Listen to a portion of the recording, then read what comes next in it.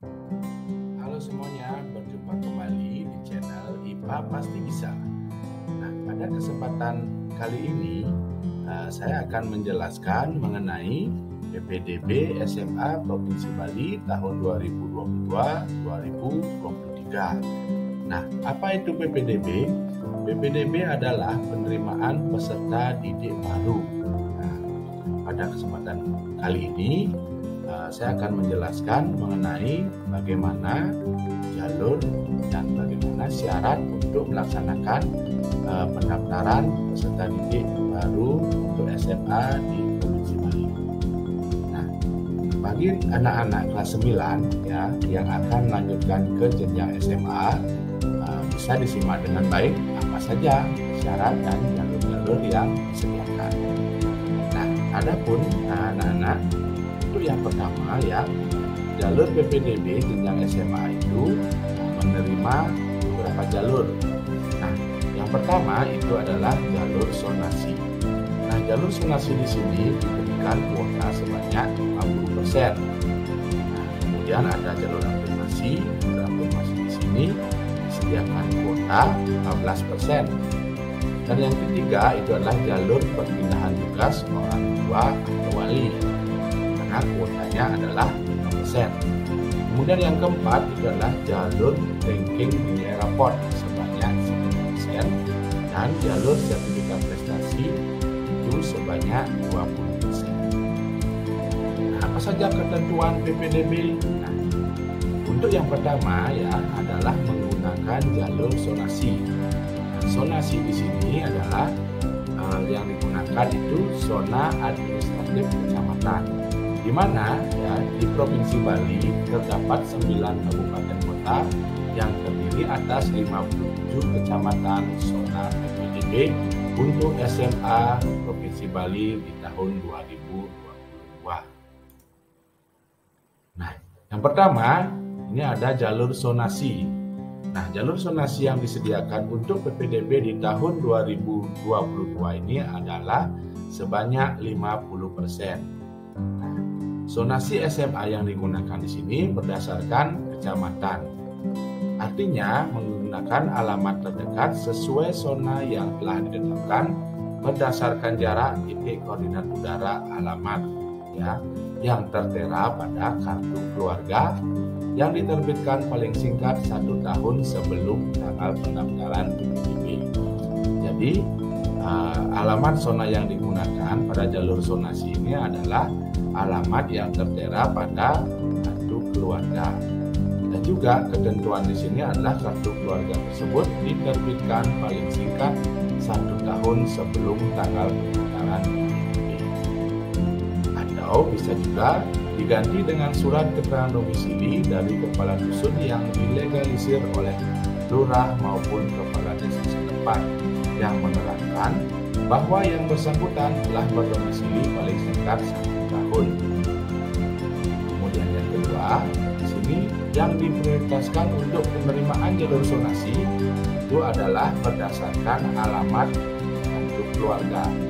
Dan kemudian apabila tidak terpenuhi, maka yang digunakan di sini adalah alamat berdasarkan surat keterangan domisili. Nah, untuk jalur zonasi ya, anak-anak yang akan melanjutkan ke jenjang SMA itu bisa memilih 2 SMA dalam 1 zona. Nah, jadi bagi anak-anak yang dekat dengan sekolah atau SMA tujuannya nanti untuk pendaftar PPDB ya, nah ini bisa memilih 2 SMA dalam 1 zona dan juga wajib di sini memiliki kartu KK atau surat keterangan domisili yang sudah diterbitkan paling singkat 1 tahun. Nah, itu untuk jalur zonasi. Yang kedua di sini adalah jalur afirmasi. Nah, jalur afirmasi di sini ya itu diberikan kuota sebanyak 15%. Ya. Di mana untuk jalur afirmasi di sini adalah bagi calon peserta didik baru atau anak-anak yang berasal dari keluarga ekonomi tidak mampu.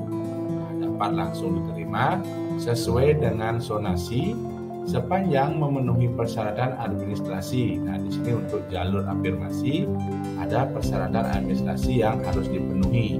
Apa saja? Nah, yang pertama itu adalah kartu keluarga sejahtera, kemudian kartu perlindungan sosial, kartu keluarga harapan, kartu Indonesia Pintar, dan kartu Indonesia Sehat atau BPJS KIS penerima bantuan iuran dari pemerintah pusat. Nah, bagi anak-anak ya yang zonanya dekat dengan rumah anak-anak di sini yang menggunakan jalur afirmasi wajib memiliki persyaratan administrasi yang telah disebutkan tadi. Di antaranya itu adalah kartu keluarga sejahtera maupun kartu Indonesia Pintar. Nah, untuk jalur afirmasi di sini anak-anak bisa nanti memilih 2 SMA dalam satu zona, ya, misalnya 2 SMA dalam satu zona. Nah, itu untuk jalur afirmasi. Yang kedua ada jalur inklusi, ya. Jalur inklusi di sini atau jalur melalui penyandang atau anak-anak yang menyandang disabilitas. Adapun syarat dan ketentuan terpenuhi itu wajib dengan menerangkan surat keterangan atau rekomendasi dari ahli dan atau hasil asesmen pihak sekolah. Nah, ini bagi anak-anak penyandang disabilitas. Di sini bisa diterima asalkan dapat dibuktikan dengan surat keterangan atau rekomendasi dari ahli. Nah, adapun prioritas penerimaan di jalur afirmasi ya adalah yang pertama adalah yang diprioritaskan itu peserta didik yang atau penyandang disabilitas atau inklusi. Nah, yang kedua yang diprioritaskan melalui jalur afirmasi yaitu peserta didik yang berasal dari keluarga ekonomi tidak mampu. Nah, jadi kuota 15% ini terbagi lagi menjadi 2 anak-anak ya. Yang pertama melalui jalur keluarga ekonomi tidak mampu dan bagi peserta didik atau anak-anak penyandang disabilitas. Nah, kemudian yang ketiga ya, jalur perpindahan tugas orang tua wali atau wali ya, di mana kuota yang disediakan oleh Provinsi Bali dalam PPDB tahun ini adalah sebanyak 5% ya bagi peserta didik yang alamat domisili sesuai KK di luar zonasi sekolah yang bersangkutan. Nah, di mana di sini adalah maksudnya bagi orang tua anak-anak itu dipindah tugaskan ya, yang dipindah tugaskan oleh kantor keluar zona sesuai dengan alamat domisili. Nah, biasanya di sini yang sering orang tuanya melakukan perpindahan tugas itu adalah bagi TNI, Polri, dan juga yang lainnya ya. Tapi biasanya kebanyakan yang pindah tugas itu adalah TNI dan Polri. Di mana ya untuk perpindahan tugas orang tua ini wajib nanti mempersiapkan surat penugasan dari instansi ataupun lembaga atau kantor atau perusahaan yang mempekerjakan dari orang tua atau wali calon peserta didik. Kemudian yang kedua syaratnya adalah surat keterangan tempat tinggal. Itu nanti dipersiapkan bagi anak-anak yang orang tuanya akan melakukan perpindahan tugas ya. Di mana untuk jalur perpindahan tugas orang tua wali ini bisa memilih satu SMA di zonasi penugasan. Jadi untuk jalur perpindahan tugas orang tua ini hanya bisa memilih satu SMA di zonasi tempat penugasan orang tua atau walinya. Nah, ini untuk jalur perpindahan orang tua. Nah, kemudian yang berikutnya, yang keempat itu adalah jalur prestasi. Nah, jalur prestasi pada tahun ini cukup besar ya untuk kuotanya, yaitu sebanyak 30%. Di mana ya, nah untuk jalur prestasi ini dibagi lagi menjadi 2. Nah, yang pertama, jalur sertifikat prestasi itu kuota yang diberikan adalah 20%. Kemudian yang kedua, jalur ranking nilai raport itu diberikan kuota 10%. Nah, bagi anak-anak yang akan menempuh jalur sertifikat prestasi bisa memilih satu SMA baik itu di dalam zona maupun di luar zona. Nanti untuk anak-anak yang memiliki prestasi bisa memilih sekolah yang berada di luar zona maupun yang ada di dalam zona. Kemudian untuk jalur ranking dan nilai raport, di sini perbedaannya adalah bisa memilih 2 SMA di dalam zona maupun di luar zona. Nah, apa saja yang harus dipersiapkan di sini untuk jalur prestasi? Nah, apabila untuk jalur sertifikat prestasi, ya di sini yang disiapkan itu adalah sertifikat juara atau penghargaan hasil perlombaan di bidang akademik. Nah, itu akan diberikan kuota 10%, maupun di non akademik, nah non akademik adalah 5%, dan di seni budaya itu 5% yang diperoleh saat calon kandidat berstatus sebagai pelajar SMP. Jadi untuk jalur sertifikat, apabila memiliki sertifikat juara ya, atau penghargaan lomba di bidang akademik, itu akan diberikan kuota sebanyak 10%. Dan apabila sertifikat juara di non akademik akan diberikan kuota itu sebanyak 5%, dan di sini budaya juga 5%. Nah, bagaimana dengan jalur ranking nilai raport? Nah, untuk jalur ranking nilai raport, kuota yang diberikan adalah 10%, di mana di sini berdasarkan perankingan akumulasi nilai raport 5 semester terakhir. Ya, jadi akumulasi yang digunakan ini adalah 4 mata pelajaran, yang dimana rata-rata nilai raport dari pelajaran matematika, bahasa Indonesia, bahasa Inggris, dan IPA. Nah, maksud nilai raport 5 semester terakhir di sini adalah raport yang digunakan atau nilai raport yang digunakan itu adalah pada saat kelas 7 ya, kelas 7 semester 1, kelas 7 semester 2, kelas 8 semester 1, kelas 8 semester 2, dan kelas 9 di semester 1. Nah, itu yang dipersiapkan untuk penggunaan jalur ranking nilai raport. Nah, bagaimana apabila kuota jalur sonasi, jalur afirmasi, jalur pembinaan tugas orang tua, dan jalur prestasi tidak terpenuhi? Maka nanti sisa kuota yang belum dipenuhi itu akan dialihkan ke jalur ranking nilai raport. Jadi apabila kuota yang disediakan masih tersedia ya, nah itu akan nanti dialihkan menggunakan jalur ranking nilai raport. Jadi anak-anak bisa dipersiapkan syarat-syarat yang ingin anak-anak atau jalur yang ingin anak-anak gunakan untuk PPDB Provinsi Bali jalur SMA di tahun 2020. Nah, berikut ini adalah seleksi PPDB SMA ya, apabila anak-anak melalui jalur afirmasi dengan kuota 15% di sini dapat langsung diterima berdasarkan sonasi sesuai dengan persyaratan administrasi. Apabila ya persyaratan administrasi yang anak-anak gunakan untuk melamar PPDB jalur afirmasi itu dapat langsung diterima ya apabila syaratannya sudah terpenuhi. Kemudian inklusi ya, inklusi ini merupakan kuotanya itu berada dalam kuota afirmasi ya, juga di sini dapat langsung diterima berdasarkan sonasi apabila persyaratan administrasi sudah dipenuhi. Kemudian untuk pembinaan tugas orang tua ya, yang dimana kuota 5%, maka yang digunakan pertimbangan nanti untuk penerimaan seleksi PPDB itu adalah yang pertama adalah jarak ya, jarak tempat tinggal dengan SMA pilihannya. Kemudian apabila jika nanti ada jarak yang sama antara calon peserta didik, maka yang digunakan patokan di sini adalah usia ya. Jadi usia yang akan diterima di sini adalah usia yang lebih besar. Kemudian penggunaan sertifikat prestasi dengan kuota 20%, maka di sini akan dibobot ya nilai sertifikat prestasinya. Dan apabila di sini nanti bobot nilainya ada yang sama antara pelamar 1 dengan pelamar 2, maka yang digunakan patokan nanti yaitu sama, yaitu di usia. Nah, untuk sonasi ya, untuk sonasi juga kuota 50%. Nanti yang digunakan pertimbangan untuk penerimaan seleksi PPDB SMA itu yang pertama adalah jarak, yang kedua adalah usia juga ya. Nah, apabila di sekolahnya ada sekolah dengan perjanjian, nah kalau sekolah dengan perjanjian ini nanti untuk kuotanya akan masuk ke kuota sonasi. Nah, yang digunakan di sini untuk seleksi nanti adalah usia jika kuota sudah terpenuhi. Usia yang nanti yang didahulukan adalah usia yang lebih tua.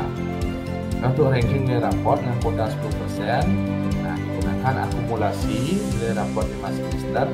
Nah, apabila nanti akumulasi nilai raport 5 semester ini ada peserta calon peserta yang nilainya sama, maka yang akan digunakan untuk pertimbangan seleksi PPDB itu adalah usia juga. Itu anak-anak ya, mohon dicermati. Nah, kemudian seleksi PPDB SMA ya, nanti untuk pelaksanaan seleksi di sini akan dilakukan berdasarkan urutan jalur PPDB. Yaitu pertama adalah jalur diskusi, jalur afirmasi, jalur pemberian tugas, jalur sertifikat prestasi, jalur sonasi, dan jalur ranking nilai raport. Nah, itu tadi syaratnya. Dan bagaimana alur pendaftarannya untuk pelaksanaan PPDB tahun 2022? Nah, di sini ya anak-anak, untuk pelaksanaan PPDB Provinsi Bali SMA tahun 2022, calon peserta didik SMA dapat melakukan pendaftaran maksimal 3 jalur pendaftaran. Jadi untuk anak-anak yang akan melamar PPDB di sini akan diberikan ya pilihan itu jalur pendaftaran maksimal 3 jalur ya, secara bersamaan dalam satu tahap sepanjang memenuhi persyaratan. Nah, adapun pilihan jalur yang telah ditetapkan, yang pertama pilihan ke-1, yaitu nanti anak-anak atau calon peserta didik dapat melakukan pendaftaran melalui jalur diskusi, jalur sonasi, dan jalur ranking nilai raport. Nah, ini dalam satu kali tahapan anak-anak bisa nanti memilih. Kalau pilihan ke-1 bisa menggunakan 3 jalur ya, jalur diskusi, jalur sonasi, dan jalur ranking nilai raport. Nah, apabila nanti menggunakan pilihan kedua yang telah ditetapkan, maka di sini bisa melakukan pendaftaran melalui jalur afirmasi, jalur sonasi, dan jalur ranking nilai raport. Pilihan ketiga ya anak-anak juga bisa memilih atau melakukan pendaftaran melalui jalur pembinaan tugas orang tua, jalur sonasi, dan jalur ranking nilai raport. Dan pilihan keempat bisa melakukan dengan jalur sertifikat prestasi, jalur sonasi, dan jalur ranking nilai raport. Dan yang terakhir ya, anak-anak di sini yang kelima bisa menggunakan pendaftaran melalui jalur sonasi dan jalur ranking nilai raport. Nah, di sini ada catatan di mana calon peserta didik hanya dapat melakukan 1 kali proses pendaftaran dan tidak dapat mengubah pilihan. Jadi anak-anak atau calon peserta didik yang ingin mendaftar PPDB jalur SMA itu hanya bisa melakukan 1 kali proses pendaftaran. Jadi mohon dipertimbangkan dengan baik dan atur strategi dalam melakukan melakukan pendaftaran tahapan-tahapan yang telah ditentukan. Nah, jadi anak-anak bisa melakukan strategi. Nah, di sini dari kelima jalur pendaftaran yang telah ditetapkan, di kesemuanya di sini yang muncul itu pasti menggunakan jalur ranking nilai raport. Lima-limanya melalui jalur ranking nilai raport. Jadi aturlah strategi bagaimana sebaiknya supaya anak-anak bisa diterima di SMA favorit pilihan anak-anak. Nah, bagaimana alur pendaftaran PPDB SMA di tahun 2022 ini? Nah, adapun jalur pendaftarannya, yang pertama ya, anak-anak mengisi formulir pendaftaran secara online. Nah, secara online yang dimulai dari tanggal 22 sampai dengan 25 Juni. Kemudian setelah melakukan atau mengisi formulir, anak-anak memilih jalur pendaftaran. Nah, yang sudah dibahas yang tadi itu ada 5 jalur. Nanti anak-anak bisa memilih jalur tahapan yang mana yang anak-anak gunakan. Kemudian input NISN dan melengkapi biodata calon peserta didik.